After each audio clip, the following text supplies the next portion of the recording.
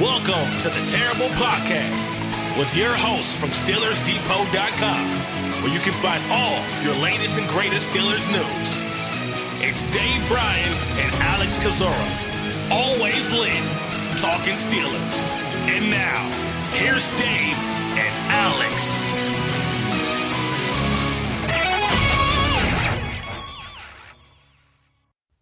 Welcome to the Terrible Podcast, Season 11, Episode 62. He's Dave Bryan. I'm Alex Kozora, SteelersDepot.com. Glad you guys are back with the Steelers Nation for this Monday, this Victory Monday. It's been a while, Dave. I've been waiting for that AFC North hats and T-shirts, as Mike Tomlin says, for a couple weeks now with Pittsburgh Steelers in a very dramatic come-from-behind fashion, 17 points down, come back to defeat the Colts 28-24.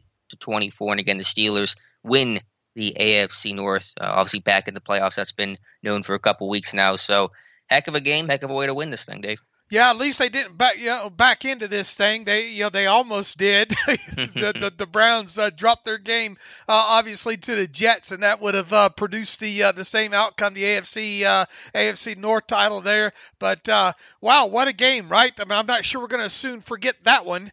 And look, it'll be, how many weeks has it been since we've got to go through the all 22 and it be a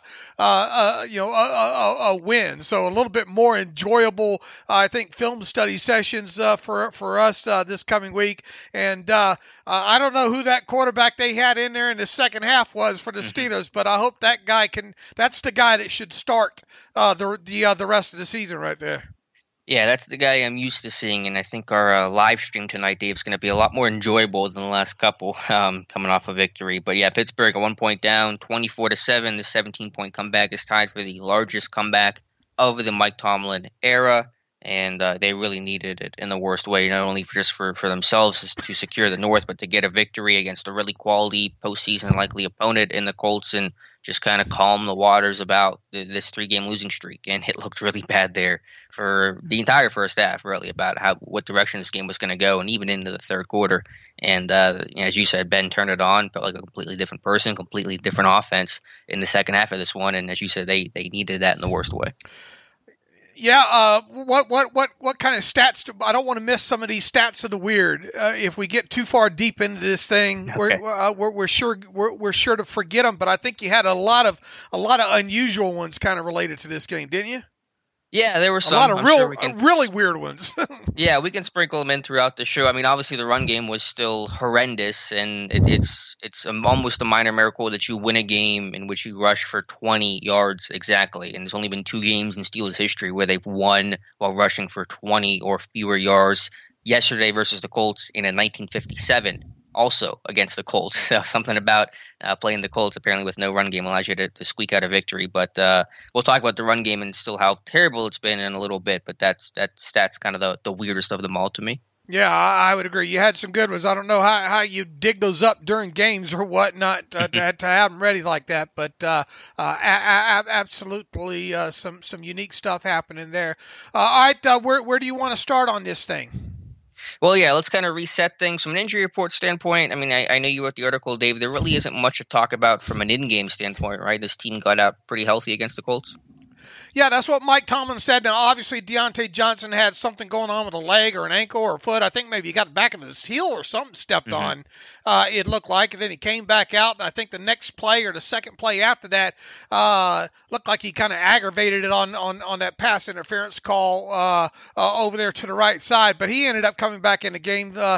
Mike Tomlin, basically in so many words said, look, it looks like we came out of this thing fine. And he highlighted the fact that, maybe we'll get some people back here soon. Highlighted the fact that it was good to have James Conner back this week from his quadricep injury. So, we've learned in the past to not necessarily trust what happens, right after post game there, but he didn't let on, and I don't think there was any in-game injury reports released by the Steelers PR people, so that's obviously a positive on top of that. So we'll see how this next week goes. I'm sure as we look, anybody that is slightly dinged up, I got a strange feeling is not going to play on Sunday against the Cleveland Browns, and even a few people that aren't even minor dinged up. Yeah, we'll talk about that later in the show, what this team should do in Week 17. But I think we're pretty much a lockstep in terms of what our approach would be if it was up to us. Also, before the Colts game, Steelers made several roster moves. Kind of waiting all the injuries that they had going into this game, where guys like Chris Boswell, Marcus Allen, Oladeney did not play in this one. So the Steelers signed Tigre Scales off the practice squad. Also elevated kicker Matthew Wright to replace Boswell, and because they had to sign Scales to not just elevate him because he was out of elevations, they had to make room on the roster for Scales, and that meant releasing offensive guard Duran Gray, which probably came as a bit of a surprise to some, considering that Gray had played the week before and actually played pretty well left guard. But given that Kevin Dotson was back healthy in the lineup, you could not release J.C. Hassenauer because he was your backup center. Gray, unfortunately, I think as you phrased it, Dave, got the short end of the stick. I imagine he'll circle back pretty quickly to the roster. Yeah, I don't know. This late in the season, right? Teams, looking to maybe, start adding a little bit of depth to go, on the roster next season. We'll see if he clears waivers. That's obviously the first point of interest here, and we'll go from there. He can't. The thing is, you just we talked about this, right, on the show the other day, talking about not so much about him getting waived, but what would happen if he was inactive, let's say behind a guy like Danny Isidora or something like that. Well, he ended up getting waived, and they needed that roster spot. And a little bit surprised he was a guy, because I think even Tyler Wise just wrote up a film room segment on him and went over, and we talked about how well we thought he played. Now, it was only, a dozen or 15 or so snaps that he played against the Bengals. Not going to go to the Pro Bowl, not going to get an All-Pro nomination for any of that. But first kind of extended look I thought we had on him. I thought he represented himself fairly well there. But the fact that he doesn't play center, that hurts him. And they must value, the experience a guy like Danny Isidora has a little bit more than Duran Gray. So, look, in the grand scheme of things, is this monumental? Not really, but you would hate to already lose a guy, a couple years into it that you spent a draft pick on. We'll see if he circles back around to the practice squad to close out the season here. And not to get too bogged down in the minutia, but that is our tradition on the podcast. I mean, they couldn't release Isidore because he was signed off a practice squad, right? So they have to have that roster spot held for. I mean, they could release him, but that spot is occupied by him for 3 weeks, correct? Right. Well, you have to pay him for right. 3 weeks, right? You have to pay him at full pay for 3 weeks there. So yeah. But I also read something that he's also considered, like, he counts against the roster for those 3 weeks too, even if you cut him. That's what I thought I had read. That's possible. I do know that he has to be paid at least 3 weeks full salary. Right. So I don't remember. I used to. It's been a while since we've had to deal with that kind of stuff. But yeah, because he was signed off of another team's practice squad, he has to be at full pay. So that led a little bit into the decision as well. Right, and again, with Hassenauer being able to play center, as much as people don't like Hassenauer, you couldn't cut him because then you wouldn't have a backup center. So, again, assuming that Gray clears waivers, and you're right, there's a chance he could get claimed the way that Fred Johnson did last year, the way Patrick Morris was stolen off the practice squad last year. I think Gray will certainly circle back to this team pretty quickly. And he was watching the game yesterday, and he had his Maryland Terps helmet on, so he's excited to hopefully come back to this team, and certainly seems to be expecting it. Anyway, enough of the minutia. Dave, let's get to this game. One final thing. Go on the inactives there. Obviously, Marcus Allen missed the game due to I think it's officially a neck, but I think it's a stinger that he was still suffering from that game against the Bengals there. Chris Boswell with the groin that he surfaced on the injury report. What was it? I think on Thursday, and then didn't practice Friday, and then off we went into the weekend with Matthew Wright getting elevated from the practice squad there, and the other one was I think Oladeney with a shoulder there. So you would think that the fact that none of those guys went to IR, that they'll be back at some point, and then I guess we'll start watching potentially this week to see if Filer or who's the other one, Robert Spillane, if those guys at least start back getting cleared to resume practicing and having that 21-day window open on them. So I think that's the thing that we're kind of watching here when it comes to the injured guys. Hopefully they'll get one or two of those guys back, either for the first playoff game or if they go further, obviously some games past there. So keep your fingers crossed as far as that concerned. I'm not so sure right now. I mean, Kevin Dotson, I thought, played pretty good at left guard. It was good to also have him back in the lineup there after him missing a game. I don't know. Do you start Filer if he's able to go? Obviously not this week, right? Well, Filer, I don't think is even eligible to come back this week. I think he's only eligible to come back for the start of the playoffs. Right, that's what I mean. When he does get back going, then it's a good question. I really don't know right now. I'm kind of leaning towards no because Dotson is playing well. Fowler's missed some time, but we'll just kind of have to see, another week, and that can change the story. I think Spillane, is eligible to at least have that window open for Week 17. Will he return? Will he play? We're not sure, but he's at least eligible. Fowler would be eligible starting wildcard weekend. Speaking of IR, one player did go on IR. UG3 placed on injured reserve with an ankle injury for the second time this season. He's been placed on IR. So that's a guy that maybe that injury is not super serious. They just had to clear a roster spot or whatever. But him and IR have become really good friends, unfortunately. Yeah, that's too bad, right? Guy can't stay healthy like that. It's been a back issue a couple times, and then now an ankle on him. In his limited snaps, he hasn't looked awful, But right. you obviously got to be able to stay on the field here moving forward. Assuming he lasts throughout the off season here, going forward. Obviously, that's a conversation for several weeks from now. Kind of running out of chances, isn't he? He is, and I struggle to confirm this, and so maybe you can, but I did see something once that if you get placed on IR twice in one season, because there's the whole return element to it, but if you get put back on IR, you aren't eligible to return. Are you able to confirm that? That was my initial reaction when I saw him go back on it again. Okay. So my belief is that he's not eligible. I'll have to research that. Yeah, my belief as well is that he is now done for the season. Right. Okay. So there you go. We'll see. It's a weird season, obviously. Very weird season. All right. Let's get to the game. 28-24. Pittsburgh Steelers win. Again, they were down 21-7 at halftime, down 24-7 late into the third quarter, really. And then with about 5 minutes left, Ben hits Deontay Johnson for a 39-yard touchdown, diving catch into the end zone, right sideline, and that kind of sparks the comeback. And it was a tale of two halves, the very football cliche, terrible first half, really in every area. And they turned things around kind of at the last possible second, but they did. And second half was about big plays, pushing the ball vertically, and great in pressure, great in turnovers. Yeah, where do you want to start? I mean, let's talk about what went wrong in the first half. Everything.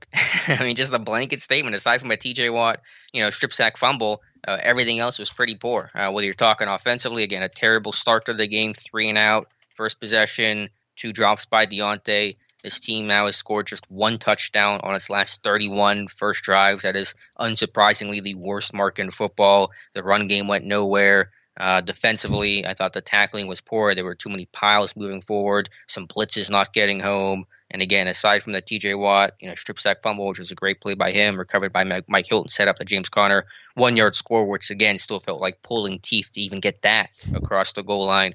It was a really bad first half. Offensively, you come out of shoot, and once again, overall, Deontay ended up having a very good game. But what's been the running thing that we've talked about with him, most of the season here? Bad starts followed by good finishes. Right. If they could ever get a full game out of him, imagine what he could do. I'll have to look at the all 22 and see. Looked like he alligator arm, maybe the second one in that first on that third play of the first drive. The first throw was obviously low to him and Juju. Are you scoring that 2 drops? Is that how you're scoring it?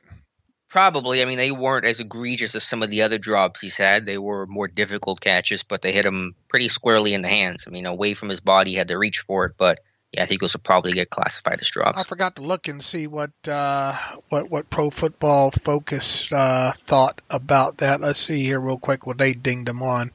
They gave him 2 drops in the game. Yeah.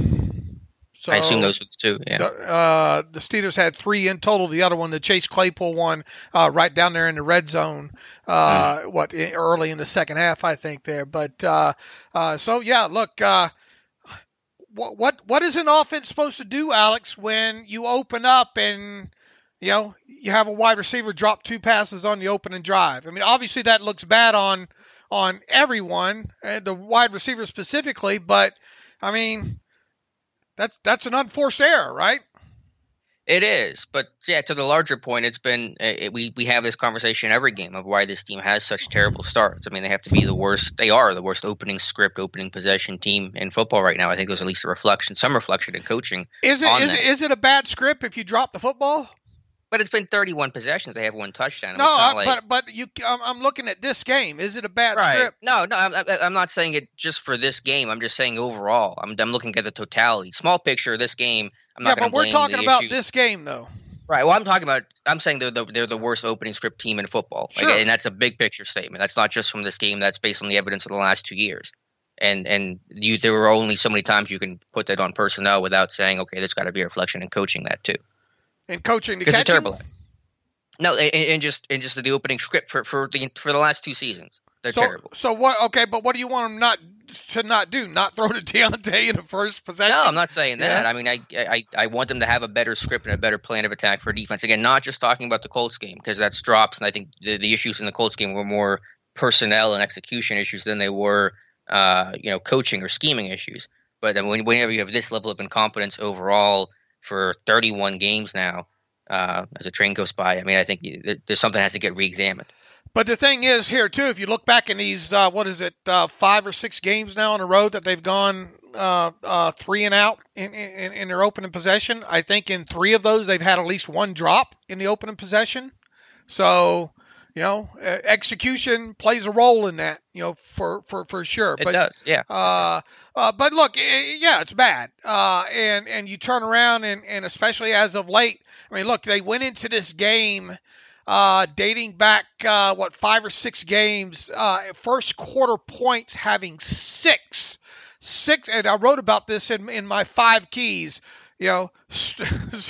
Better first quartering. Is that a verb or a noun or and those 6 points came off of Joe Hayden's pick 6, right? So 0 on offense, 0 on special teams the first quarter for 6 straight games. That is just really brutal. That's horrible. You don't even have a field goal to show for that. That's that lets you know the totality. I think of it in total. So yeah, and I purposely put that because look, I thought there was I picked against the Steelers, but I thought the only way that they're going to win this game is to get out to a much faster start, jump on them, turn around this first quarter issue that they've had. Maybe not necessarily drive the football down the field and score a touchdown on the first possession, but at least get it past the 50-yard line and flip the field. So, yeah, look, I mean, it didn't take long in that first quarter to get that sinking feeling in your stomach, like, oh boy, we got another 55 minutes of this garbage. How would you describe Ben in the first half? He didn't feel as bad in this game in the first half against the Colts as he did versus the Bengals or Bills. The offense just could never get into any, and these are kind of vaguer terms to use, but no sort of flow or rhythm. They still struggled on third down. They couldn't get drives extended and kind of get rolling. It just felt very blah first half. The thing that stuck out to me, and I was tracking it all along live, I wanted to make sure I tracked it live this time, was the fact that he wasn't attempting to push the ball down the field in the first half. Mm-hmm. Right. In fact, Ben attempted just 5 throws past 10 yards. We're talking air yards here in the first half, and he completed just 2 of them, and those were the final 2 of the first half to Juju with under 10 seconds left in the half, and I think most of those 5 throws came with under 6 minutes to go in the first half. Up until that point, I don't think he attempted a pass more than 10 yards down the field. Wow. And he obviously had routes going that depth again. I just am having a hard time understanding why he does not want to push the football down the field early, first half. This game specifically, first half. That's the thing that stuck out the most to me. Look, the running game's just, I can't say that S word on this show, crap. And it's been that way. It's not going to get anything that you get in a running game from this point forward is just gravy. This is a passing team, unfortunately. This is a team that unfortunately looks like they're going to have to throw the football 40-something times a game to win. And I got my doubts that they're going to be able to do that, but whatever. That's what they are, at least when it comes to the running game here. But my biggest thing, and I've said this all season, is you've got to push the football down the field here, and him not doing so in the first half. Was he just trying to feel them out? I don't know, but it wasn't obviously until the second half when he started doing that. I don't know if you count late in the first half of pushing the football down the field when it's into the half scenario and you really have no choice but to do that. Yeah, I mean, they had some chances, and I know Ben talked about missing on Deontay. There was some miscommunication late in the first half. They kind of got things corrected, and it led to his touchdown in the second half. They're a passing team by force, not always by choice, because they just can't run the football at all. And so obviously you're getting some of the quick throws as that extension of the running game because you're trying to get the offense on schedule early in drive. So that's one reason why you see so many of those quick throws. But yeah, again, it wasn't until this offense did seem to open up in the second half, push the ball vertically, even if that was the old Ravens offense and getting some pass interference and getting chunk plays that way, which helped soften things up underneath as well. But it wasn't until those two things started happening this offense got going. let me read these off in order to you, okay? Okay. And certain air, you're not going to remember the plays associated. The Lord did not bless you with the instabilities that I have to see an air yard distance and connect a play with it. But a few of these you'll be able to here. So I'll read these off to you. These are his first half air yard distances here. 7, 8, 2, 6, 2, 7, 6, 2, 15. I know you know the 15 one. I do. What was the 15 one? The Ebron pass, right? Oh, on third down? The long pass over to the left side, right? Okay, I believe you. All right, -1, 5, 1, 5, -2, 0, 8, and then this is where the fun starts. 18, 37, 17, and 18. Once again, the final two, the 17 and 18, were ones that were completed to Juju. The 37 was the one that Ben and Deontay weren't on the same page with, and they ultimately came back to a similar, a real similar concept to that in the second half, and that's obviously when they hit on the touchdown. So.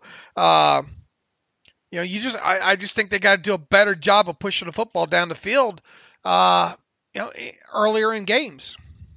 For sure, and even at the start of the second half, it kind of felt like same old story. They get after the Colts get a field goal on their opening possession, the Steelers do drive down the field with 79 yards, but then they first and goal at the 1, and they can't punch it in. They try to run with Benny, he gets tackled for a loss, and then three straight incompletions. Claypool drops a touchdown. Colts DBs made a couple of great plays. We're talking about Willis and Carey on fourth down against Washington on the out route. And it just kind of felt like this team just cannot get a yard because so often they are just unable to get a single yard. That Ebron pass, you remember, he threw it in between three people. You remember it now? The 15-yard over to the left side. Was it on 3rd and 11? That wasn't on 3rd and 11. That was first and 10 from that was 6:35 left in the second quarter. Okay. You'll remember. I have when a vague memory. Yeah, I'm sure whenever I see it again, it'll pop up. But yeah, obviously the first half was very short, very underneath, and then again you finally opened things up in the second half, and that was the key because there was no way you were going to come back in this game hitting 2-yard, slants. You were going to have to push the ball vertical to make up a 17-point deficit late in the third quarter, and so you had to get the ball downfield. So again, they really kind of were forced to do it, and hopefully they'll continue to do that even in games where they're not down 17 points. All right, but let me ask you, why do you suppose he's not pushing the football down the field in games that specifically early, like in this one?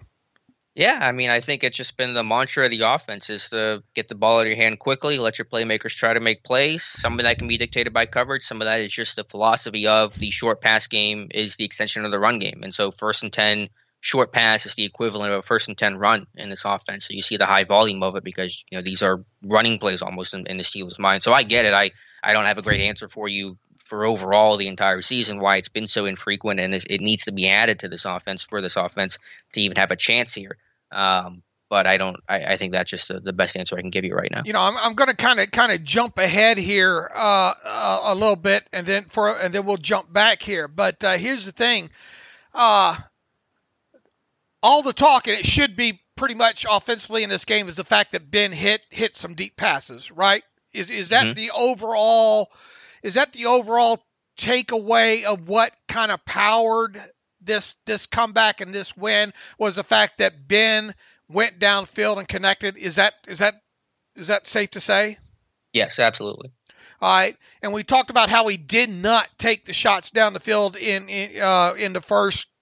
That would be 15 and 9, 25 minutes of the game, right? Right. Here's the thing. If you go back to the game, what was the difference primarily between this game Sunday against the Colts and the game Monday night against the Bengals? They couldn't run for crapping either. Yeah, no, right? You're right. I mean, Ben just made better reads. I thought just mentally he felt like he was pressing a bit against the Bengals where he just really was not seeing some underneath zone defenders. And so that put this team in some really bad situations. So I think that was probably the biggest difference. You just took care of the football. This team did not turn the football over against the Colts. They turned it over 2 times against the Bengals, and that's the difference between a win and loss. Now, it wasn't that he didn't have interceptable throws, right? Yeah, I mean, he got away with some, but there was nothing. What was the most egregious one that he had? Nothing like the one over to Claypool over on the side, I think, was. That was miscommunication. It wasn't like where he just made a blind throw the way that he did, to like Mackenzie Alexander against the Bengals. Right, but an interceptable pass is interceptable pass. Right, but I'm saying it wasn't like a bad read. Right. I'm not saying it's a bad read. I'm just saying interceptable pass. Right. Yeah, I mean, obviously, the Steelers got really lucky because if that one gets picked, what was the score? It was 21-7, I think, whatever the score was. Like, that's game right there. And then I think there was another one that I'll have to refresh my memory on that I thought was interceptable in the game. I tweeted this last night. Ben had a higher percentage of throws past 10 yards last week, meaning against the Bengals, than he did Sunday against the Colts. Now, how many passes did he attempt versus the Bengals versus the Colts? I mean, he threw about 49 against the Colts. I think 38 versus the Bengals. All right, so obviously tossed it a few more times against the Colts, but even so, he still had a higher percentage of throws past 10 yards against the Bengals than he did against the Colts. The main difference Sunday was he hit on deep throws. Monday night, I keep saying last week. Monday night he was 1 of 14 against the Bengals on throws of more than 10 yards down the field, and Sunday he was 8 of 12. Wow. I mean, my God. Wow. So, I mean, he had 2 less throws of more than 10 yards down the field, but had 7 more completions. Now, that does not take into account he had 2 other throws past 10 yards that resulted in defensive pass interference penalties. So, 14 and 14, look, you can't just discard. You know me, I'm a big fan of hitting yards, right? I don't think there's enough sometimes credence given to those as far as when it relates to those were both 20-yard gains, right? So, I mean, those are, like it or not, those have got to count as explosive plays. And it's a byproduct of pushing the football down the damn field. Right. I mean, on the one drive, there were two PIs to gain, I think, 45 yards. It was like 60% of the team's yardage on that drive, like a 70-yard drive on 5 plays. And so you needed in this game to have that comeback to create chunk plays and to get 20, 30, 40-plus yards, in one play, whether that was by a catch or by a pass interference. And so if you're going to come back wildly, because you had 20 minutes left, you were down 24-7 with about 5 minutes to go. So you got 20 minutes left in the game. You're not going to do that by nickel and diming a defense. You're going to do that by getting big chunk plays, getting yourself back into that game quickly, and that's exactly what happened, even if it was by PI. All right, how much of an impact with the hurry up?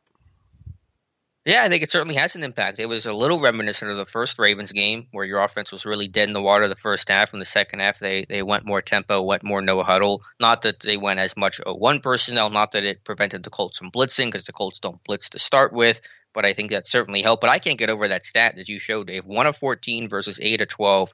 That blows. I'm not 100% shocked by it, but that stat, just to have the numbers laid out perfectly like that, kind of blows my mind. And look, I'm not saying there's a ton of because he was just bad. He was. If I just showed you those stats, you say, well, the only difference obviously is he completed 7 more, a higher rate, which he did. His reads were even worse. Though, if you look at the tape, the tape says that his reads weren't bad in the first half against the Colts as they were in the first half against the Bengals, correct? Correct. It's just they weren't executing like he said. They weren't executing the good plays that were being called. They weren't executing. Do you agree with that? Sure. I mean, for example, the first half, there's miscommunication where I think Johnson stemmed inside instead of staying outside, and they worked on it. Ben said he literally drew up the play at halftime, and so it was just simple. It wasn't anything dramatically different they did, schematically. It was just much better execution. 8 of 12 versus 1 of 14, though. There's no way around that. Yeah. No way around not looking at that. And hold on, I'll give you a few more interesting nuggets here when it comes. When was the last time Ben had a game 8 of 12 or better? Or a 75% completion percentage, or what is that? 75 or 66, either way. But that good of a game, deep down the field. It's probably been a while. All right, here's something for you. Per our raw charting last night, Ben Roethlisberger was 8 of 12 for 172 yards and 2 touchdowns on throws of 10 yards or more past the line of scrimmage against the Colts. Within that, he was 3 of 4 for 98 yards and 2 touchdowns on his throws of 20 yards or more past the line of scrimmage. That's probably the element of the past 10 yards that needs to be really, really circled 14 times, the fact that it is 3 because both your touchdowns came on those throws and I believe you could go ahead. I believe the 2 other ones that were no play defensive pass interference were also 20-yard variety, right?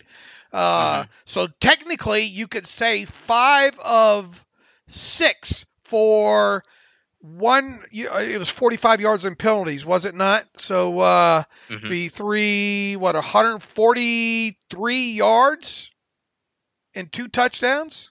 Wow. I mean that's where you came. That's where your comeback came from, right there. Yeah, I just watched The Christmas Story during Christmas, so I triple dog dare you, Dave, to find the last time Ben was that good, even excluding the PI stuff, but the last time Ben was that good on 10-plus, 20-plus attempts. Yeah, that might be worth digging down in there. But been a while. You'd be searching for a while. Right. I have a good feeling. Now here's the thing too, and I kind of picked this up with about 10 minutes left in. Now, obviously, we don't have the all 22, so we're not seeing everything yet here. But I kind of picked up about the 10-minute mark around in the fourth quarter there that. The impact of him finally going downfield and hitting a little bit more with and then with the score tightening up a little bit, the Colts got a little bit tight on defense, didn't they? They started. Then you start seeing that second safety start rotating back instead of coming forward there, and then at that point you started seeing that underneath game working a little bit better. Yeah, agreed, 100%. My aim is to do some sort of film review on that this week, kind of breaking that down, examining it a bit further. But I think there's certainly a benefit to stretching the team, vertically. That helps open things up horizontally, helps open things up underneath, and then let your playmakers like Deontay or Juju or whoever be able to have some more run and catch opportunities. Now, within that, what was the time stamp on the Juju touchdown? It was about 7:38. Right. Yeah, 7:38. I took the lead. All right, so at that point, I just mentioned that around the 10-minute mark is when we started seeing. At least it felt like it. We'll see what we'll see what your charting says on it and all like that, or Tom's charting and all. The Juju Smith-Schuster touchdown essentially came against a two deep shell, right? I'm trying to think of the coverage on that play. Was it against two deep? That was the one where Ben pump faked. The over route, yeah. Right, and Juju split the two deep. You got that pulled up? Okay, I can pull it up. I know the concept. It was zone coverage. It was an over route. I have clear. I don't have clear though the exact coverage on that play, but I can pull it up. Right. But anyway, they now the safety on Juju's side is not as deep. Okay. Okay. But they are split. Those guys are split. That makes it look like a. Not like a two-man, but a cover two zone shell more than anything, I think. And if you watch Ben on that pump fake over to the left there, he kept that safety is just caught watching the game, moving forward at that point. So they did, the fact that there's got to be somewhere that they picked up on that two shell. I wonder if they ran something similar and then adjusted off that. It'd be interesting to see if we could find the adjustment, the earlier play where maybe they picked up on something on that. Are you watching that play now? Yeah, I'm watching it now. Yeah, I see they're running the kind of dig to Deontay. The safety kind of holds on that because maybe he's expecting something quick. And then Juju runs over the top on the over route. And it was a great route through zone coverage and a perfect throw by Ben, too. Absolutely perfect. Absolutely perfect. Now fast forward, go ahead a little bit in there and look at the end zone view of that, where they show that flat footage safety. Okay, and that was a little later in the broadcast. No, just not long after the touchdown to Juju. There's you'll get a good shot of that from the end zone to see how effective that pump fake was by Ben and getting that safety on that side to. I mean, he just literally flat foots him, has him leaning in and everything. Yeah, because he pumps the dig to Deontay, right, and then the safety is flat footed, held by that, and Juju runs behind him, and the safety backside is able to and that backside safety almost got there. Yeah, real close. But it was a great throw. But you know what they call almost getting there, a touchdown, right? Yeah.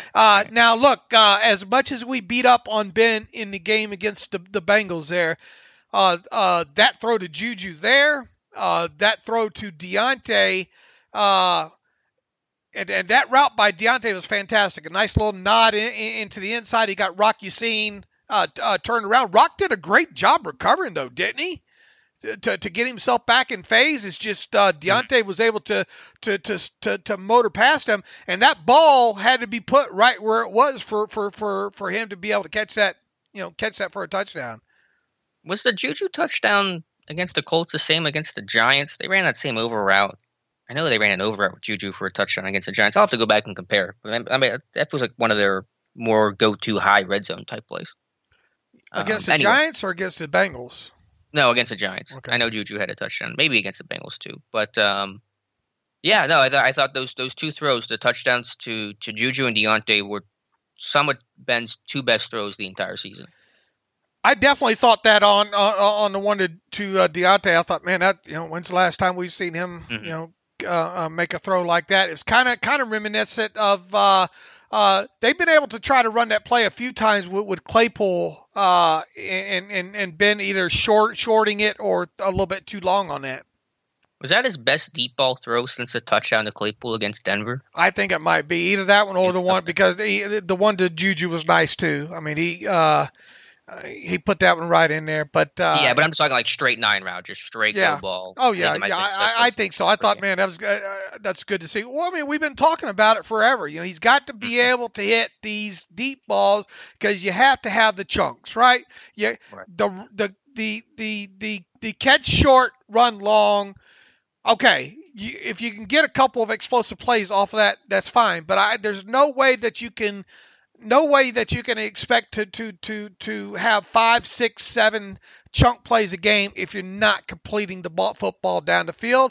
And like it or not, this offense now at this point, and really it's been the case for the last several weeks now, the offense is going to go how the deep ball goes. If Ben has a bad game in a deep ball, then odds obviously are going to be very good that they lose the game, unless the defense, just holds the opposition to 17, 16 points. End of story there. So as this deep ball goes, so too does go the Steelers win probability, I think, moving forward here. So that was the extreme difference to the game. Now, as far as play selection and all like that, first half, second half, not a lot of notable difference, I didn't think, other than the fact that they missed plays in the first half and they connected them on in the second half. Yeah, and that's essentially what Mike Tomlin said after the game. There weren't any dramatic, significant differences in any approach from first to second half. It was simply just making plays, and Tomlin, as only Tomlin can, said something to the effect of, there's a fine line in this league between drinking wine and squashing grapes. And they were squashing grapes in the first half, drinking wine in the second half.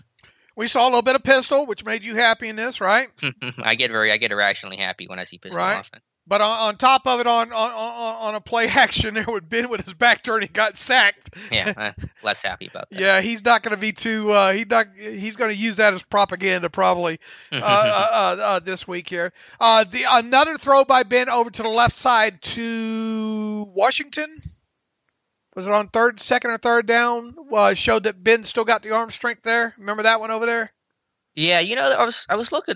Remember the incompletion to Claypool? I think on the next to last play against the Bengals last week. That was like 60 air yards that he threw against the Bengals.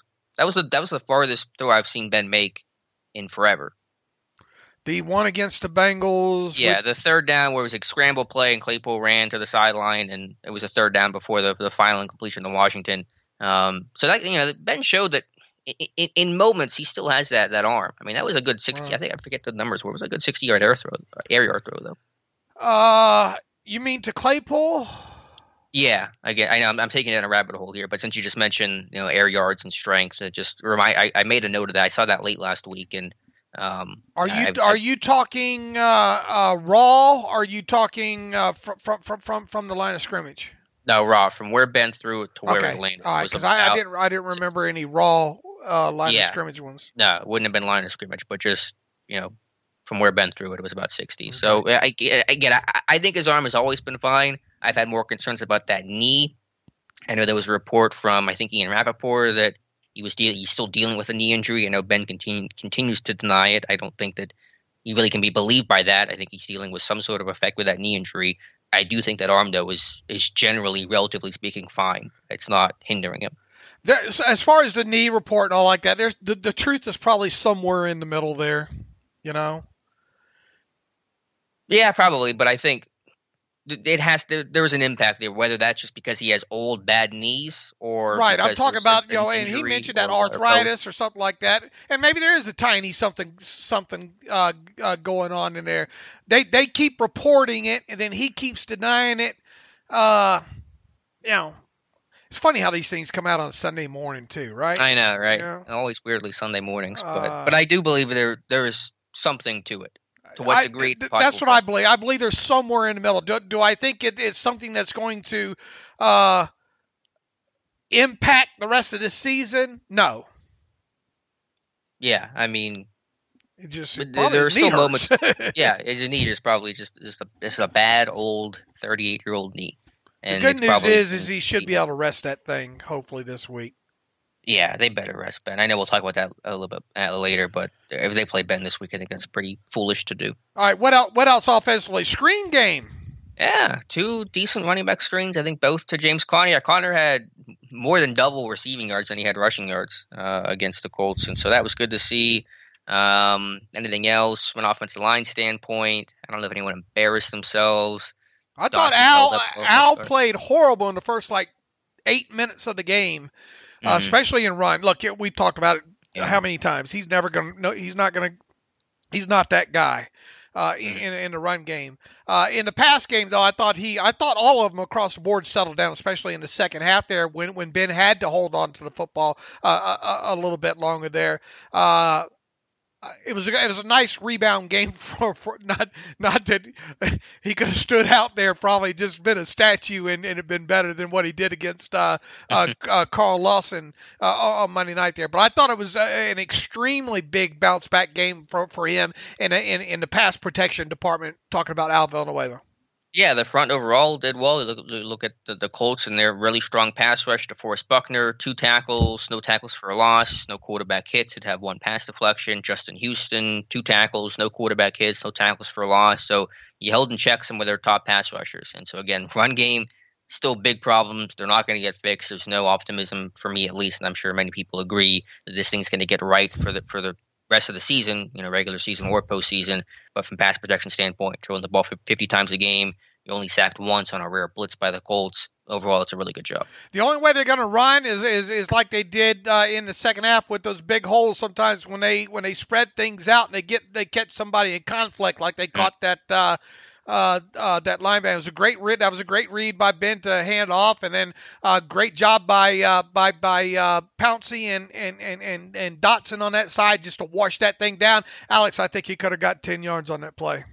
I think that's actually the first time that statement's been accurate. I think you could have gotten 6 or 7. Oh no, don't don't tease the folks like that, right? But yeah, I could have got probably 3 yards. All right, hey, that's better than what anyone averaged against the Colts. I got softball knees and softball ankles from all them years of softballs. I got this team run blocks like they have softball knees and ankles. Yeah, I'm pretty sure you could have got 10 yards on that run. Boy, you could see the damn back judge over there in Harrisburg on that one. The way, that you could. What was your joke? Put in land at 747. That's how you fix the run game. Just have runways as large as a 747 to land on, and your run game is fixed. Just do that every single time. I'm almost disappointed Connor didn't get more on that. What did they get on that play? What did they get? Not as much as they should have, I tell you that. Well, it was his longest run of the game, so whatever his longest. What was his longest run of the game? 12. Ad only got 12. Yeah, and you could have got 10. So where? Yeah. So is Connor 2 yards better than I am? I wouldn't draft you in a fantasy league, but PPR maybe. I got some. Let's say his longest run was 12. Yeah, I was a little bit disappointed that he didn't get more on that. Benny Snow with 6 carries for no yards kind of game. Man, short very yards fun. Again. What was it? What was the numbers I put up on that again on 3rd and 4th down? Yeah, I don't know where they came in because they did convert. I'll tell you, I got it all. It's all like in my head. It's all jumbled over Twitter right now. They probably were about 50% on 3rd, 4th, and 1 in this game. But I don't know the exact number. 2 of 6 on Sunday on 3rd or 4th downs, needing 1 or 2 yards. 1 or 2. Okay. Well, still that's abysmal. 2 of 6. That's not good. And what did I say it was the week before? Bad. Yeah, it was over 3 on 3rd and 1. I think we were 1 of 4 on 3rd and 4th and 1 against the Bengals. It just goes back to all right. One other thing before I lose track of it there. You drive down there and if you didn't think you had to think it was over at this point. You drive down in there and you get 4 cracks from the 2. It was started at the 1, and then 1st and goal they lost a yard, so they had 3 cracks from the 2. All right. So 4 cracks from the 2 within, right? Mm-hmm. Yep. All right. What about the 4th down? What about the 4th down pass? I want to circle in on that 4th down pass to James Washington. A, what did you think about the play call in that situation? And B, what did you think about the pass? I didn't mind the call. I'm not going to run it in that situation. I have no faith in my run game. I felt like the throw was a bit late.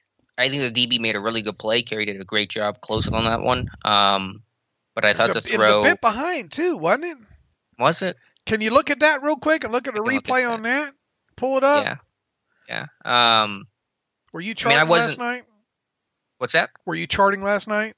I was for the defense, yeah. Okay. So not for the Steelers offense. Right. Let me find it here. Yeah. What did you think about? I thought my first inclination was the ball came out later than it should. Second was, and I didn't feel this. I didn't find this until I went back through it last night, after the game. The ball placement I thought could have been a lot better. I thought it could have been more outside there. I think by him putting it more in the back shoulder. Do you see that or no? I do. I think had the ball gotten out on time just a bit earlier, then the placement would have been fine. But if you're going to be a little late with it, that ball's got to be away because the DB's going to drive on that as soon as he sees the receiver stem and break on the out route. Were you fine with going for it? Yeah, you had to go for it there, right? Yeah, I was saying to go for it. I mean, I understand kick the field goal, make it a 14-point game, but you're down 24-7. There's 5 minutes left. I mean, I would have been more upset had they kicked the field goal there. All right. After they got stopped there, what was your thoughts? I had already written up at halftime. I was writing up the Steelers lost this game. Like there were many rewrites in my articles I posted right after the game, so I was not a very optimistic fan at that. All right, then the defense. That's when the defense came through, got the stop there, get the punt, and then the first play. That was circle that once again. Let's go back and circle that big that touchdown pass to Deontay Johnson because it was a huge. I mean, if you spend 6 minutes driving down to get a touchdown there, it feels like not a win at all. But if you when you one play them like that, then you start sitting up in your seat a little bit, I think. Yeah, because then you're sitting there, late third quarter, you're down 10, and you say we got lots of time here. But last thing for the offense I want to talk about, elephant in the room. Ultimately didn't hurt the team. Had the Steelers lost this game, we'd be talking about it a whole lot more. The clock management in the first half, and I'm not one to get on coaches quite as much as other people about clock management, but that was as bad as I could ever imagine it for Mike Tomlin. Let me just kind of set the situation here. Steelers are down 21-7 late in the first half. Colts after a 2-yard run by Nyheim Hines with 1:10 left on a 2nd and 20, setting up a 3rd and 18. Steelers have all 3 timeouts in that moment, and Mike Tomlin, for whatever reason, does not call a timeout. Colts, of course, chew clock, run it on 3rd down. Steelers do take a timeout after that, but they get the ball back with 13 seconds left, 2 timeouts, ultimately come away with no points at the end of the half. Just the worst clock management possible, and in the worst situation to screw up the clock management Mike Tomlin did there. A weird flex by Tony Romo during that as well too, kind of saying, well, Philip is out thinking, being a veteran here and pretending to be hurry up, and then he's playing it right, saying I to some degree, but it's almost like his commentary on that was defending Mike Tomlin in that situation, To me, I don't care what I don't care what Rivers is doing. Right, I don't care exactly. I don't care what he's doing. I don't care that he's given that they might go hurry up there. If I have confidence in my defense, the way I'm sure Mike Tomlin has confidence in his defense, then I'm thinking I don't care. I want the clock stopped because I think we're going to get the ball back here at some point, and our offense needs at least something positive to come out of this thing, whether it be 3 points or something here. So yeah, I couldn't believe it. I mean that's we obviously haven't talked a lot about clock management. I don't get as upset, as most do in certain situations. I think a lot of them are explainable or borderline, in some situations there. But boy, I went through the roof there. I was like, why the hell ain't you calling a timeout there? Yeah, the second that Heinz was tackled on 2nd and 20, you call timeout. Even before Rivers starts to hurry things up and they start getting set, second he gets tackled, you call timeout. And then had you done that and then assume that you get to stop on 3rd down, use your second timeout, you're down to 1 timeout with about 55 seconds left after the punt probably. Ball at your 43, 1 timeout. I mean, I know with Matthew Wright, who knows exactly what would have happened, but you probably would at least be attempting a field goal in that situation. Instead, they don't even get the chance to do so. Right. Were you mad they didn't throw a Hail Mary at the end of the 40? I mean, the Colts are playing like every guy in the end zone, so, you wanted a Hail Mary there. You're poking it with a stick. Do something, Right. What's the worst thing that happens there? I mean, at that point, I mean, going into halftime, you thought, oh, Lord have mercy. And then obviously coming out. But what'd you think about what they gave rah-rah speeches or whatnot. You're not having fun, yada, yada. I don't know how big an impact that had. I mean, they obviously came back out and didn't start off the best in the second half there. What else do we have to wrap up first half, second half differences offensively here? Yeah, really just the execution. But again, just the situational football. Again, for the run game, they don't have to be a great run game. They don't have to have a good run game. They just have to have a situational run game. And they do not have that. Third down is still poor. 4-11 in this game is not good enough. 4-12 if you include the failed fourth and goal conversion. So those things have to get cleaned up. You've got to be a good situational football team in the playoffs right now. This team is struggling in key areas. All right, someone came to you. They didn't see the game. They haven't heard. They just all they see is the stat sheet. First and half differences in the stat sheet. There, they want to know, Alex, what the heck happened between the first half and second half with the Steelers offense? Put it simply, it was big chunk plays downfield. They converted those chunk plays, or they got PIs, and that allowed them to make up a lot of grass and not a lot of time to erase a 17-point deficit. All right. Defensively, where do we go? The key for me in this one, I said the Steelers, if they're going to win this game, and I picked them to lose this game, so egg on my face. But we're cooking omelets together. But if they were going to win this game, it was going to be because they took the ball away from the Colts. And that was going to be a tough task because the Colts had not turned the ball over once in a 3-game win streak. They'd only turned it over 12 times their entire season, had the best turnover differential in football coming into this game, and you won the turnover battle +2, which I don't know if the Colts have been -2 in the turnover battle at all this season. I'm guessing they haven't been. And so obviously TJ Watt's strip sack fumble in the first half was your only source of offense. I appreciated your running score of Colts 21, TJ Watt 7. That greatly amused me. That's what it was, right? That was accurate. It was very accurate, but it amused me very much. And then, of course, you got the interception late in the fourth quarter, which helped preserve your lead. And you got a lot more pressure in the second half as well. Alex Highsmith, a couple of key rushes late in that game. But, yeah, you won the turnover battle +2, and that was, to me, the big difference in this one. I wrote ball in my 5 keys, ball hunting, and I highlighted the fact that that Rivers has been very good at protecting the football, especially in the last 5, 6, or whatever games it was. They are even if they have one or fewer turnovers, they usually talk about the Colts. They've been in good shape. Now I think the games that they've lost, they've had 2 or more turnovers, right? Or no, 3 of the 4 games that they had lost going into yesterday, they had turned the football over twice. In the other one, I think they turned it over once. And you're thinking to yourself, all right, this team's good. They've got a veteran quarterback. That doesn't turn the football over. I wrote in there, I said, man, you got a ball hunt. And I thought for sure and I wrote this in my 5 keys. I said, TJ Watt does not have a strip sack yet on the season. It would behoove him to do his best to change that Sunday against the Colts. And the other aspect that I thought there was a chance on, and we've talked about this, I think, last week as well, too.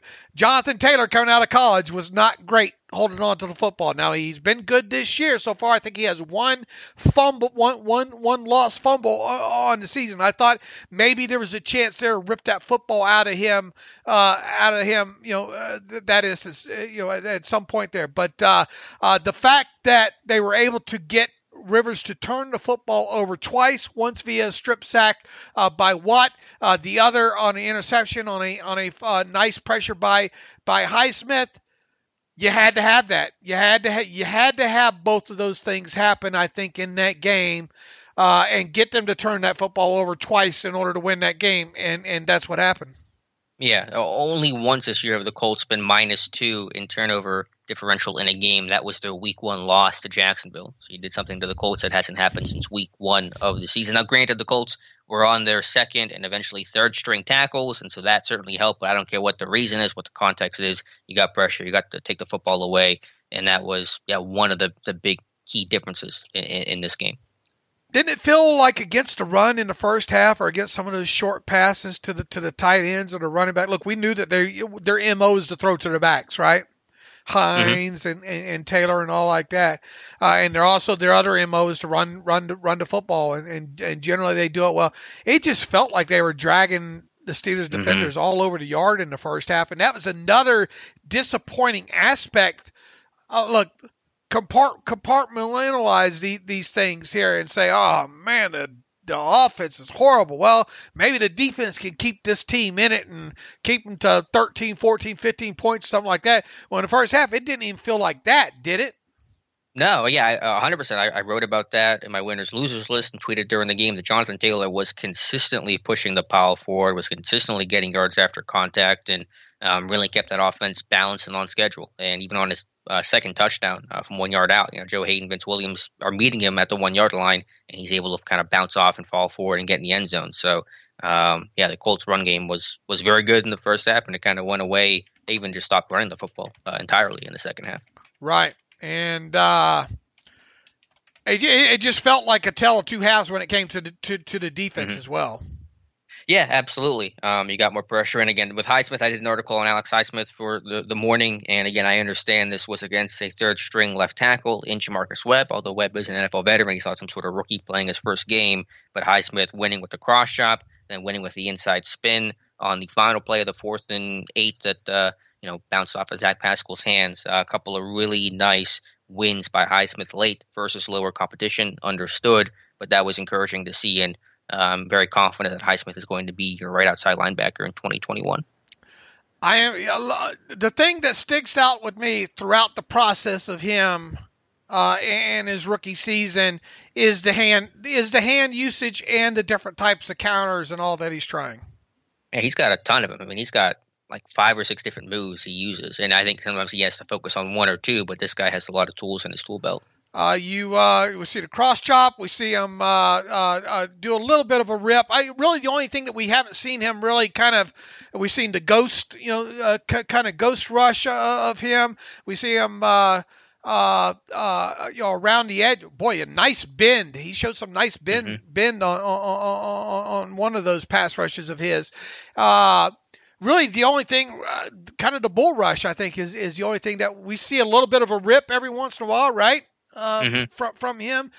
Just the bull, I think, is the only thing that he lacks right now. That was a Dwight Freeney spin there late in that game. There, it's good to see him use that as well too. So I think he's progressing.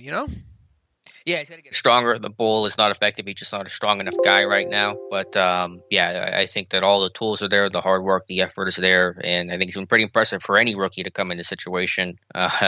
Pandemic, lack of an offseason, talked about that before, play the way he's playing. Not that he was playing amazing, I thought the first half was kind of rough for him, but he turned it on late in big moments, and that's what a Steelers pass rusher is paid to do. Right, absolutely. And, look, he's going to be the guy moving for forward. Sure. Other things with the defense, I'll have to go through the charting some more, but I feel like Mike Tomlin was doing some perusing of Steelers Depot late this weekend, because I feel like there was a better D-line rotation earlier and often in this game, where I'd been a little critical of this team for not rotating its D-line. That might have been one reason why the second half defense tended to fade against Washington and Buffalo and even the Bengals. So I felt like you saw some of the backup guys play a little bit more often, play a little bit earlier in this one, which I think is just better for your defense in the second half. They even got Marsh in there a little bit. Cassius Marsh saw some defensive snaps in this game as well too. Almost made a play or two. I thought, though. I think he just missed out on a tackle for loss. Let a guy get past him on one of those. I was disappointed to see. But it was his first snaps in a Steelers uniform for Cassius Marsh. Played like 11, I think, total defensive snaps. We'll have to see what the deeper dive into the all-22 aspect of it. I think the biggest thing that stuck out to me is he showed up on special teams. He led the team in special teams tackles with two solos there, and it's gonna be hard for Danny Smith. You tackle guys on special teams. Danny Smith's it's gonna be interesting. I think when Ola gets healthy, what do you do? Does J-Ron sit down, or I don't know. I would sit Elliott. I would sit. I don't think Elliott's a very good special teams player, and he offers nothing as a pass rusher. Yeah, there were a lot of guys I did not expect to be seeing on this field playing Sunday. Whether that was Marsh, Jay Elliott played, T. Gray Scales got some NFL snaps like this. You're trying to make this thing work with the injuries, and this defense finding a way. Once again, it'd be nice to get some of these guys some rest in Week 17 on the defensive side of football. Yeah, like, who would you rest? Because obviously you can't rest everybody, but to me, I'm not playing Cam. That's where it starts. I'm not playing Cam Hayward to snap against the Browns. I wouldn't play Cam or Tuitt. Period. What about anyone else? Would you play Hayden? I wouldn't play Hayden. Minka? I don't think I'd play Minka. I mean, just do you have enough spots to replace those guys? You probably do, I guess, but I don't. Obviously, you can't bench everybody, so I think you have to be a little selective with it. But I think Cam for sure. Tuitt I'd be fine with as well. I think given a rotation there that you don't have to play those guys, and then maybe a piece or two in the secondary. Watt, I mean, you really want to play Watt in the finale? Watt, none. yeah. Zero. Right. But I want him to get that sack record though, so it's like, hey, probably not worth it. But I'd like to see him tie James Harrison's record. I don't think you risk it. Look, it's nice. No, I don't. It's nice and all. I at this point, I think he's got should have defensive MVP locked up at this point. Do you think he has it locked up? Do you think Aaron Donald is no chance for Donald? I don't think one game should change it, in other words. And I think if you look at the collective work, tackles for losses and things like that, I think you got to give it to Watt. I don't care what Aaron Donald does in the final week. Mm-hmm. I'm with you. I think Watt should certainly deserving of it. And then just the overall for this defense, I mean, they're up to 52 sacks this season, 4 straight years of 50-plus sacks, the first defense to do that since the 85 to 88 Lawrence Taylor-led Giants. So you're just seeing pressure levels that really no defense has done in 30 years. Russian coverage, right? Go hand in hand. Yep. If you can find one of the big things, if you can get pressure with 4 or less, man, it makes it, and do so in a timely manner. It makes a world of difference when it comes to your secondary. Mm-hmm. All right, the deep touchdown. Where have we seen that before? See, I think I have a different interpretation of it. I mean, the overall concept of, having the over route and then Minka driving on it to open up the post, but I didn't see that as the zombie, like the Darius Slayton touchdown. I think it was two different things. Well, Matt Bowen saw it the way I saw it with the safety trying to cut it. Right, the safety definitely cut it, but there would be no one to replace Minka in that. Like, who was supposed? If they busted that coverage, are you saying it was a busted coverage? No, I'm not saying it's a busted coverage. Okay. Because I usually in that situation, like obviously someone would have to replace Minka there. So it was the same idea. It was the same idea as kind of the Giants. I just think he don't. I think it was by design him cutting that though. Right, and even on a zombie call, someone has to replace Minka over the top, but there's no one to replace Minka. I think Joe was trying. I think he was trying to. No, Joe has to carry the post. Even on zombies, the backside corner away from the post has to replace the safety over the top. But Nelson I forgot to look what what was Nelson doing on that. Nelson was carrying her out vertically. So it wasn't, zombie call, it's 3 over 2, 3 DBs over two routes, a post route and over route. Here was a 3 route concept. So there's no one to even replace Minka as the deep safety. So it's still taking advantage of Minka cutting that over route, but it's not, to me, zombie because there's no one intended to, Nelson cannot replace Minka there because Nelson's carrying his route vertically because it's a 3-man route. Oh, I had to go back and see what happened on the other side over there with Nelson's side. It was interesting. This team ran some Fire X, which they really haven't run a lot lately, including on that touchdown. It did not get home. I thought the broadcast did a great job of picking that up with Jonathan Taylor's pass pro on Vince Williams and that. So certainly it was an idea of pressure that did not get home, put Hayden in a tough spot there. But that was really good design and really good execution by the Colts. And he nailed it. Look, the one big aspect is you kept Hilton to 3 catches for 60 yards in this game and no touchdowns. I thought that was pretty big. Yeah, that was good because Hilton can certainly get big chunks on you. The tight ends, I guess they did an okay job. They were certainly hitting some of the corner routes on Williamson and Vince Williams. And so, just linebackers in space functioning on perimeter throws and sideline throws is not this team's forte because they don't have Devin Bush right now. But overall, you didn't allow, aside from the Pascal touchdown, you didn't allow too many crazy chunk plays, which I guess is a good thing. It is a good thing.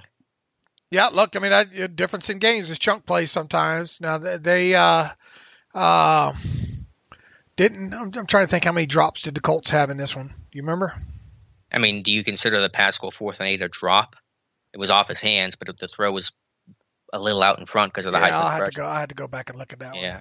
I will say, though, the one turning point, I mean, the razor-thin margin in this game, remember Nyheim Hines, 63-yard play that got negated by the block in the back, which they did not have to do to get that play to work. That would have been a huge. They dodged the bullet there for sure. Was it 21-7? I think in that moment.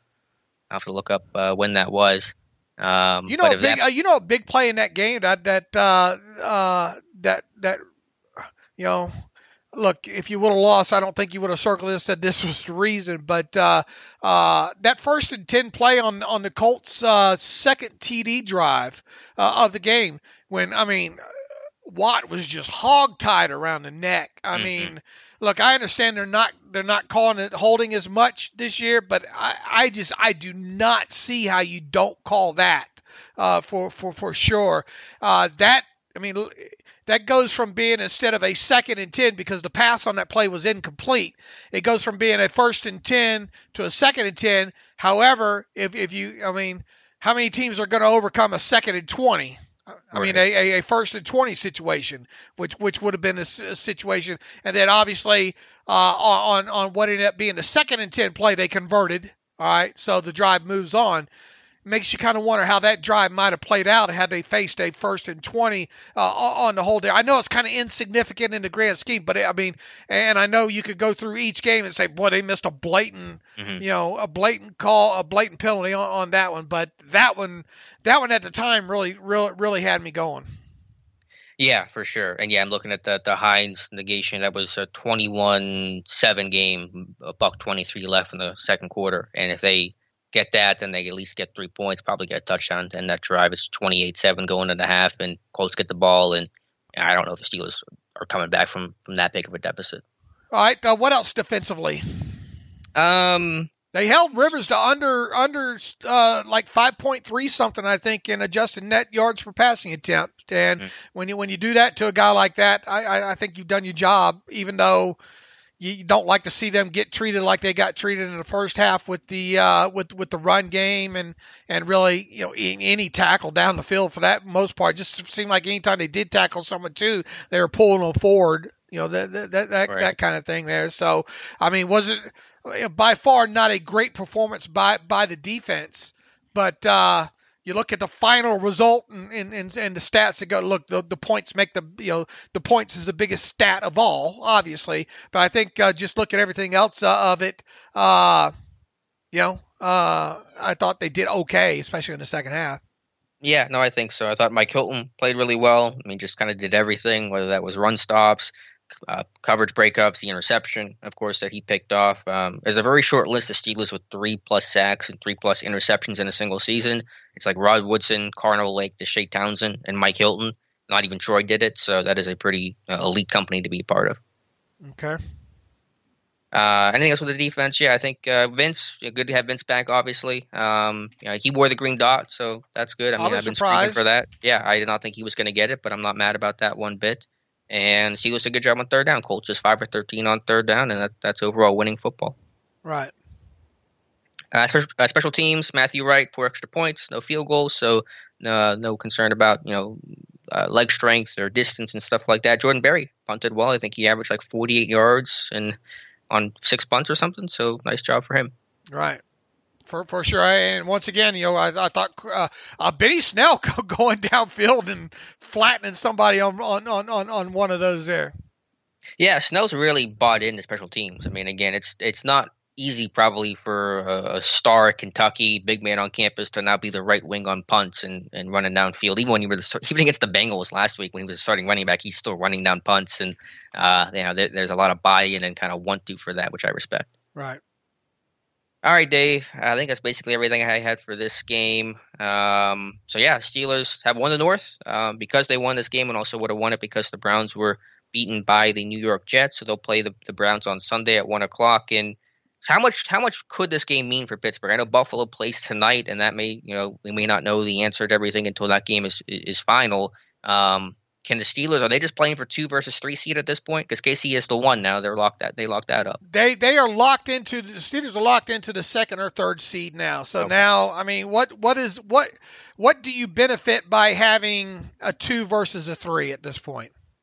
Not much, other than obviously one rung up higher for potential home field advantage in a divisional game or something. But yeah, very little. So they cannot drop to the 4, correct? They are 2, 3. Correct. That is it. They are number 2 or number 3. So the question is if how important is it if you were to win your wild card matchup as the number 3, if the number 2 team won, which would be Buffalo.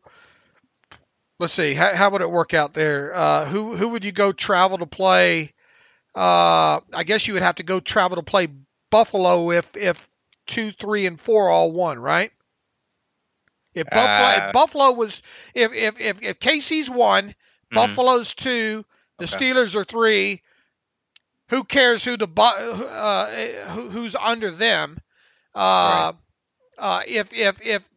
If Buffalo and the Steelers both win their wild card games, KC would play the lowest seed remaining under the Steelers, and then that would mean the Steelers would go to Buffalo to play, right? Okay. Yeah, that makes sense. I think you're right on that. So how big a deal is it to you to potentially, now obviously if Buffalo loses, then you would host, you would host another game. So how important is it to you to potentially? To me, that hypothetical is not even worth dealing with it. Now, if you're dealing with potentially hunting the number 1 seed here, it might be a little bit different. Yeah, it would have been interesting had the Chiefs lost to the Falcons, which came dangerously close to happening. Then you go into the question of, okay, do you still want to play your guys for the chance for the 1 seed? We would have been in that dilemma. And I bet Mike Tomlin would have. What do you think? I think he might have too. Yeah, I would have been advocating to rest, but I think Tomlin would have pushed it. All right. I wouldn't expect him. I would expect him to rest the guys this week. I just don't think there's anything to gain. Mm-hmm. I think the risk factor is way too high of hurt. Plus, this team needs a break, man. With all that's happened. Maybe if you had a mid-season bye or something like that, but get Mason Rudolph some work, get some of those linemen some work, and some of those other defensive guys. Now, here's the interesting question: but would Buffalo now essentially locked into the 2nd or 3rd, right? Mm-hmm. What do they do starting tonight? That's true. Even if they lose out, they are still no worse than the 3 seed. I think they're locked into the to the 2nd or 3rd seed as well too. Hold on a minute here, and I'll pull this up real quick. Yeah, I haven't heard anything about them resting their guys, but I imagine they'll still play their guys tonight, and then week 17. Because even if there was nothing to play for from a seeding standpoint, or very little to play for, most coaches don't want to have the whole 2 weeks of rest, then go into a game. They're kind of like, we'll have 1 week of rest, and then then we'll play the playoffs. Let's see. Buffalo's 11-3, and I guess if Buffalo lost, if Buffalo, let's see, no, Buffalo's already won their division, so Miami can't hurt them. Baltimore can't hurt them because they're wild card. So Buffalo's guaranteed to be top 4 because they won the division, right? Right. So the question is can Tennessee, if Tennessee won out, no, Tennessee lost last night, right? So they are. Yeah, they got creamed. Wait a minute. It makes sense why Buffalo's 11-3 because they haven't played yet. So if they lost, they would be 11-4 tonight. That'd be 1 game. Did Buffalo and Tennessee play each other this year? I can look. I don't know about the implications for that. I imagine Buffalo's going to be playing their starters tonight. Buffalo. They lost to Tennessee. Right. Buffalo's so they could potentially fall to the 4th seed there. So I think Buffalo does have to play tonight. Yeah, so I expect Buffalo to play their guys tonight. All right, so we got that pretty much taken care of. If I'm Tomlin, I'm resting key guys. I'm resting Ben, Hayward, Watt, etc. You can't rest everybody like a preseason game, but you can rest your key guys for sure. I'm going to make you work here more, Dave. I apologize in advance, but who are potential opponents if the Steelers are the 2 or 3 seed? Who could they be facing in Wild Card Weekend? Could we see a Ravens third-time matchup? I think that's on the table right now. All right. Well, here's the thing: if the Cleveland right now is the 7th seed and Baltimore is the 6th seed. I mean, whoever doesn't win the South is probably going to be out of the playoffs. Right now, it's Indianapolis. Really? Even behind Cleveland? Right. Indianapolis is the 8th seed right now. So whoever,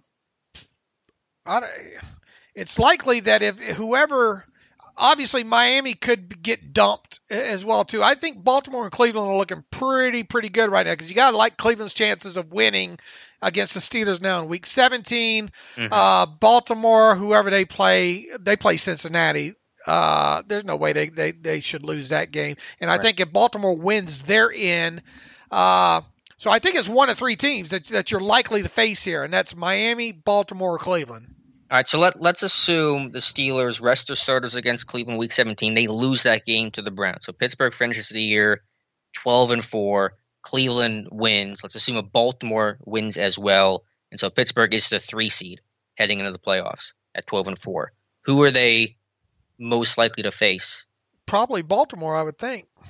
Okay, so because they would face the 6th seed if they're the 3 seed. Right, Baltimore's the 6th seed right now. Now, can Baltimore jump Miami? The 5. Yes, okay. That's a possibility. Right, so, I think so they're probably if that scenario plays out, Pittsburgh loses next weekend, they're the 3 seed. They're most likely to face either the Ravens or the Dolphins. If the Dolphins win, then I believe Pittsburgh would face Baltimore. If the Dolphins lose, then I believe Pittsburgh would face Miami in Wild Card Weekend. Right. You kind of rooting for that Miami. I'm rooting for that Miami game. Who does Miami play? Don't they play the Bills in Week 17? Yeah, and the Bills might not be right. Might not need that.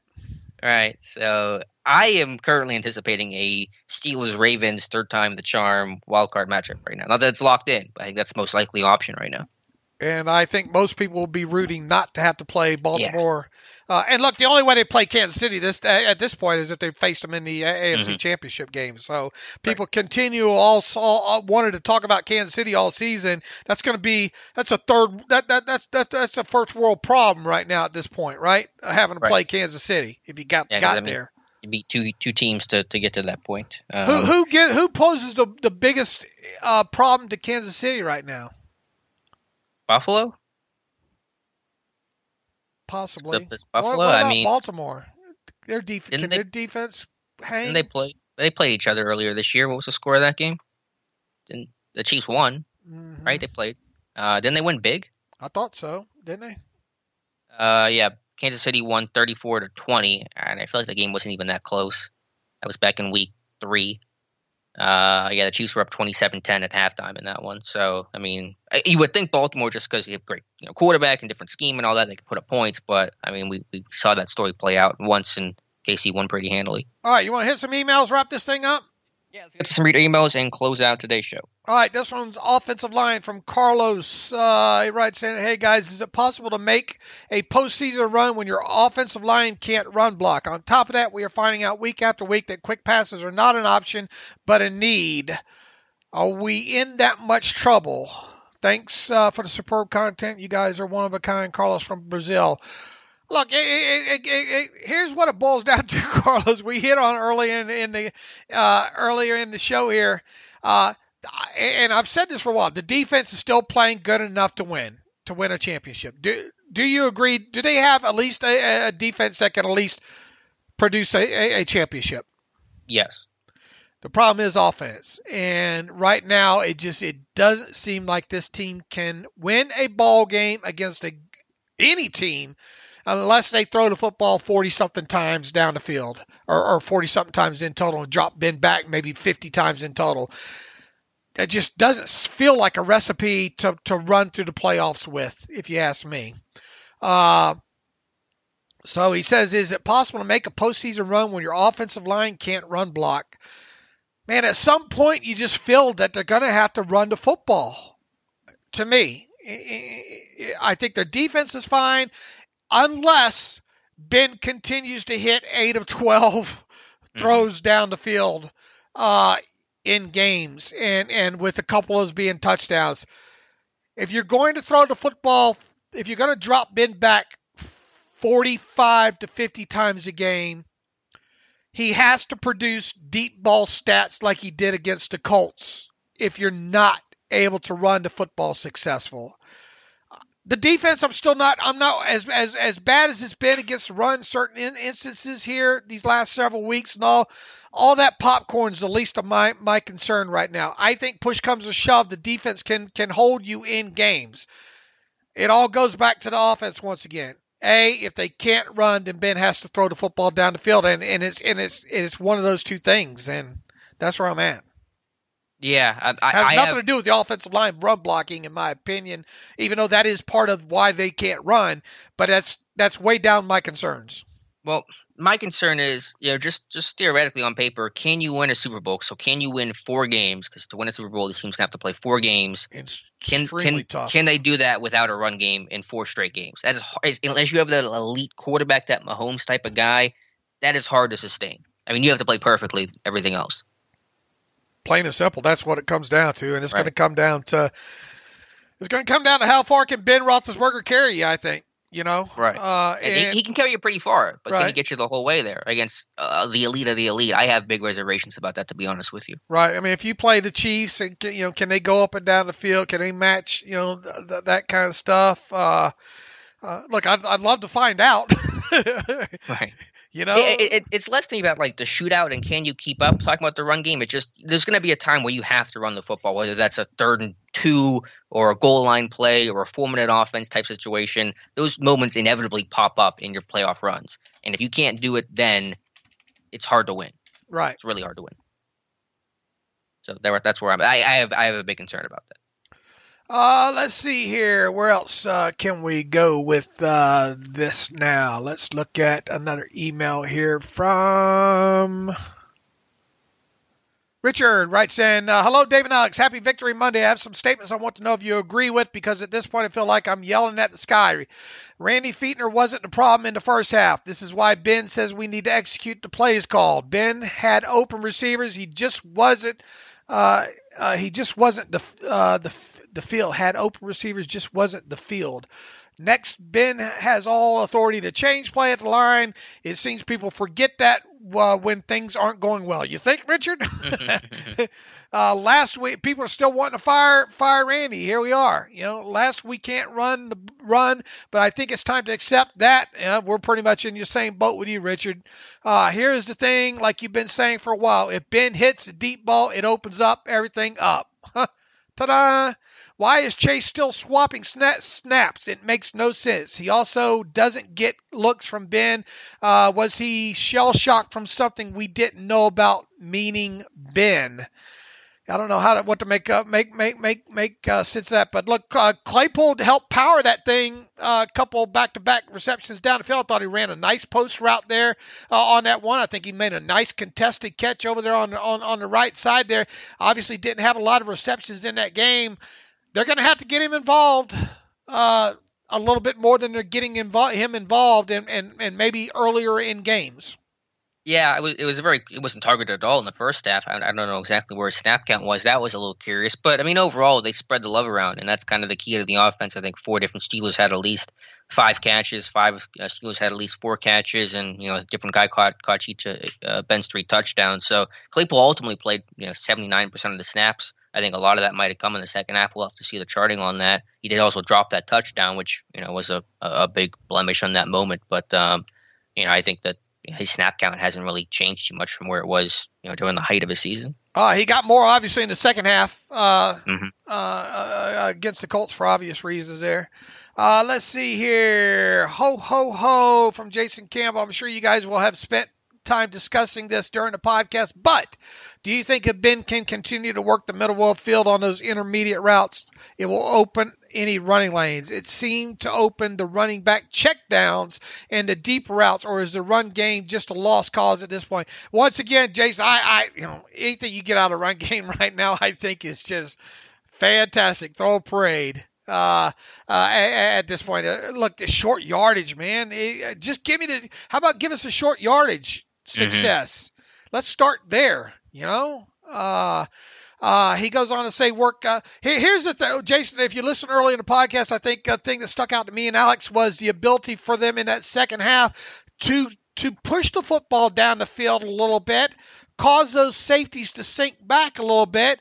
The Colts seem to be, and we'll see what the All-22 says. Alex and I will make sure we revisit this here after watching the All-22.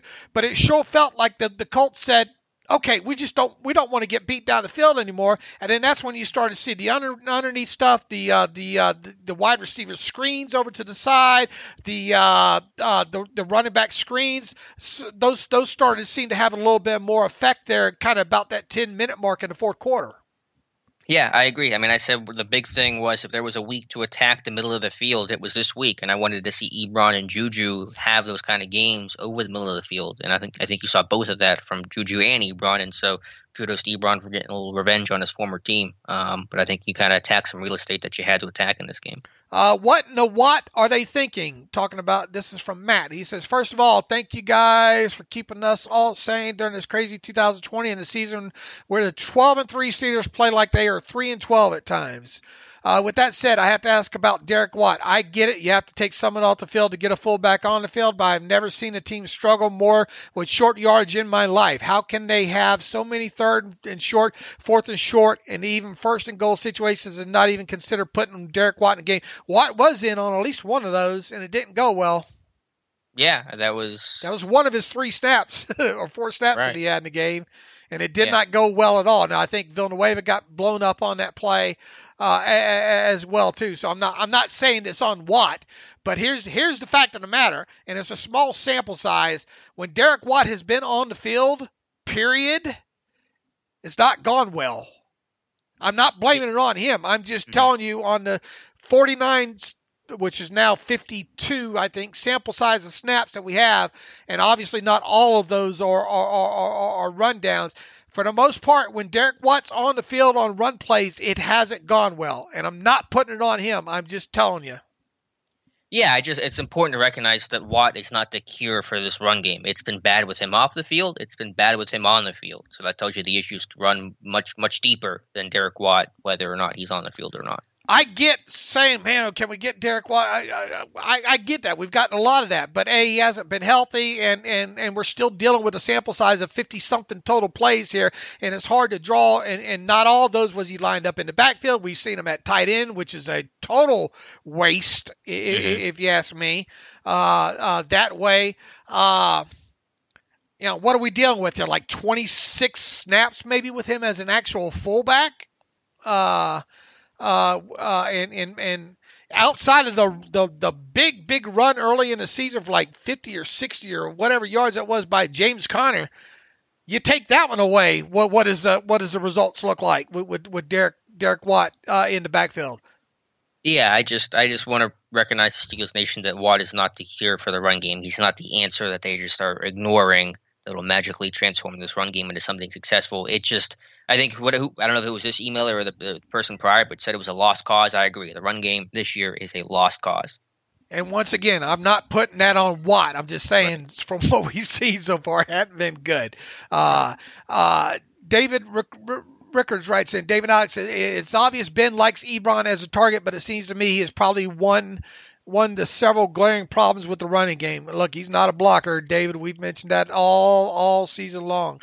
Without the cap being known quantity, I know we can't predict him sticking around next year, but would you currently say his pros outweigh the problems with his blocking? He is a gifted receiver, but watching the game today, his limitations jumped out on several plays. My current opinion is that the running game is more important than his contributions as a receiver. The short yardage problems with his team are evident in the numbers. I think Claypool and the other receivers should offer plenty in the pass attack. I would shed Ebron if I knew it would fix the running game. A lot of ifs, I know, writes in Dave. Look, we got plenty of time to speculate about that, and it's going to be interesting to see. All of this is going to stem off the cap number here, which, we'll see if it comes in.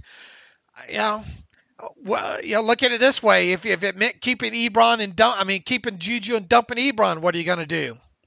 I'm not saying it's going to come for a one-on-one situation like there, but Ebron, this team can move forward without Ebron, if you ask me. Long and short of it. They can, but can you fix the run game and still have Eric Ebron on your roster? I say you can. Okay. I'm just saying this team can feasibly move on without Ebron, period. Right. But they're also going to move on without Vance, right?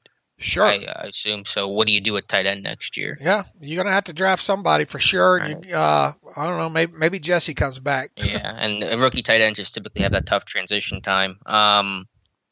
My guess, and this is very much subject to change, I'm not confident in this, but my guess is Ebron will be a Steeler next year. I don't think Vance will. I think Ebron returns.